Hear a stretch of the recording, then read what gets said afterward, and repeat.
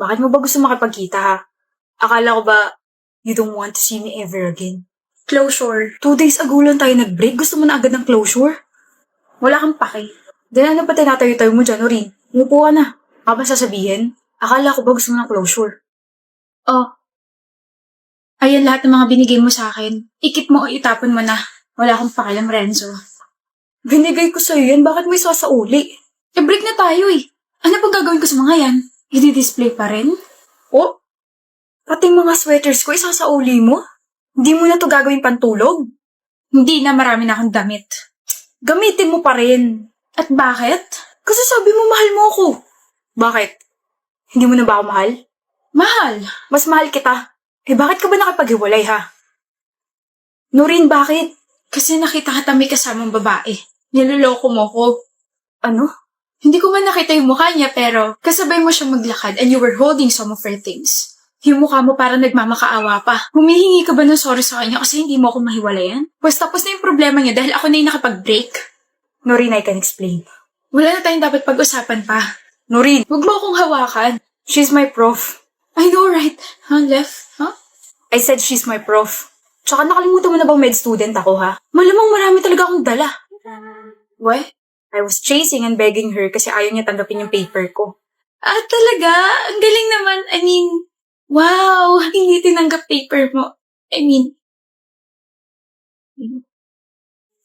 next time kasi huwag agad maghihinala para hindi ka napapahiya, babe. Sorry na, okay? Super stress lang talaga ako ng time na yun. Tsaka nung babe ka dyan. Akin na nga to. Ba't ba nasa iyo to, ha? Sa akin to mga to. Binigay mo to. I hope may natutunan ka ngayon. Meron. Hindi lahat ng closure na uuwi sa pagka-close na relasyon. Yung iba nagkakabalikan. Hindi ka na, kain na tayo. Gutom na ako eh. Oh, yung ulo ko. Pabuti na lang at mahabang pasensya ko, Lord. Para sa'yo. Ano to? I wrote that letter for you. Basahin mo. Mahaba yan and I poured my heart out sa letter na yan. Wala akong panahon para sa kalandian mo.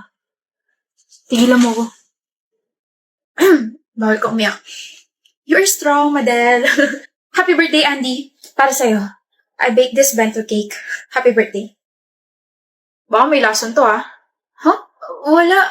Baka lang naman kasi ilang beses na kitang nire-reject. Walang lason yan. Bakit mo ginawa yun? Kaparehas mo tong cake sa sahig. Madaling sirain.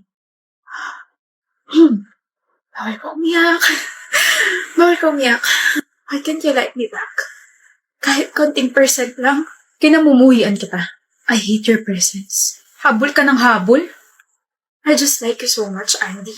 Di kita gusto. Ayoko mapalapit ka sa akin dahil baka pagtawanan ako ng mga kaibigan ko. You're not even popular. Alam mo ba kung anong nickname na binigay nila sa'yo? Andy Stale. You are Andy Stale. Andy Stale. Magdadalawang buwan ka na hindi hinahabol ni Madel, ah. Di ka na niya gusto, pre. Wala nang maghahabol sa'yo. Tigilan mo nga ako. May gusto pa rin sa akin yun. Okay. Madel, pwede mo ba akong i-bake ulit ng cake? Naku, curious kasi ako sa lasa nun eh. Huh? Sulatan mo ulit ako ng letter. I'll read it this time. Nagpapatawa ka ba? Okay. I'm sorry if I was harsh to you.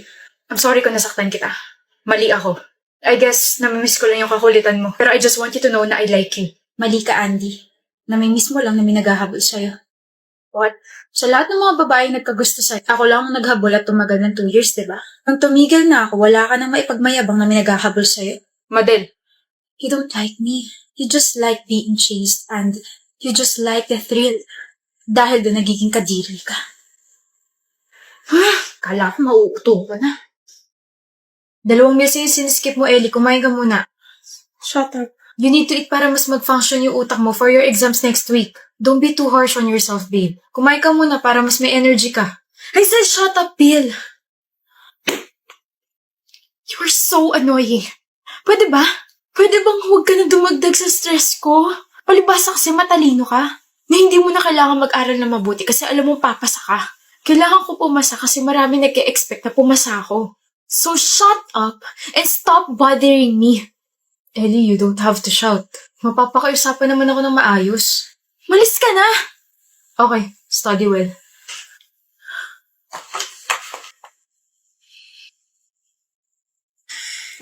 can't focus.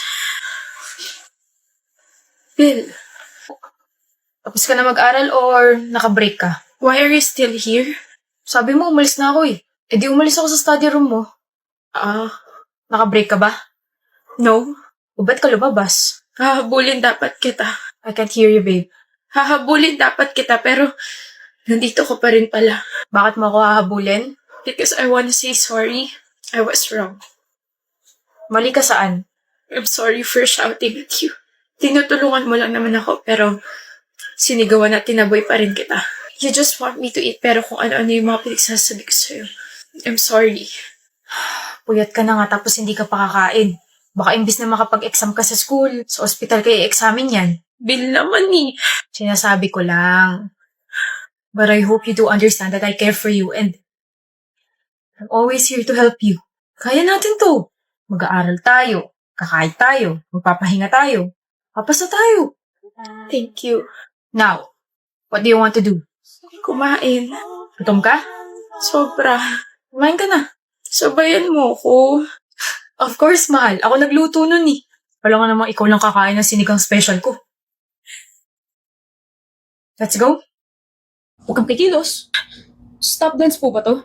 Hold up to. Oh my gosh! Huwag mo lakasan yung boses mo, kalmahan mo lang. Paano po kakalma? Hino-hold up niyo po ako. Akin na. Ito na po yung wallet ko. Basta, bigyan niyo na lang po sa akin yung mga IDs ko, ha? Iyo niyan. Ay, choosy. May laman kaya to. Gusto ko yung mga binili mong Kopi Ko Blanca. Look, bakit? Kasi may pera sa Kopi Ko Blanca. The Kopi Ko Blanca Unli Cash Araw-Araw promo.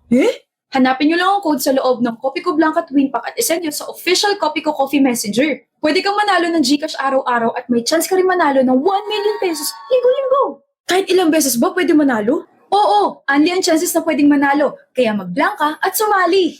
Saya naman! Saan ka pupunta? Sa bahay. O-open ko na isa-isa yung mga binili kong Kopi Ko Blanca Twin Pack. Akin na yan, ako makikinabang dyan. Ba yan? Kala ko naman nakalimot ka na. We listen and we don't judge. BFF edition. Pag may nag-chat sa akin tapos hinihingi yung number ko, sa'yo yung binibigay ko. We listen and we don't judge.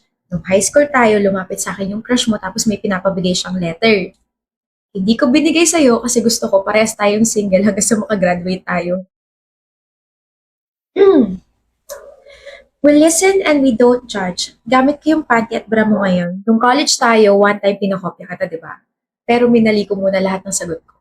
Tapos nung nagreklamo ka sa akin na mababa yung score mo, I told you na mababa rin ako, pero ang totoo, mataas talaga yung nakuha ko. Kasi, pinalitan ko yung mga sagot ko after mo kumo.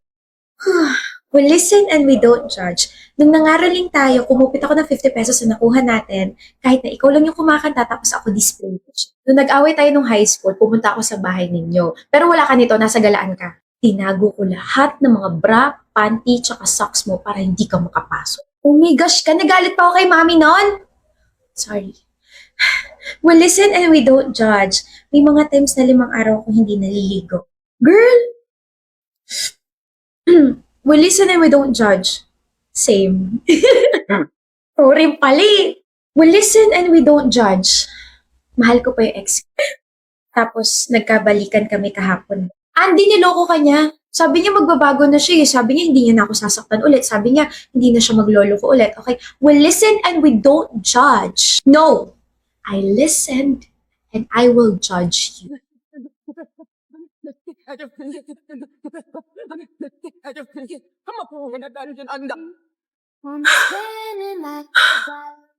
Tapos ka naman, Ermo.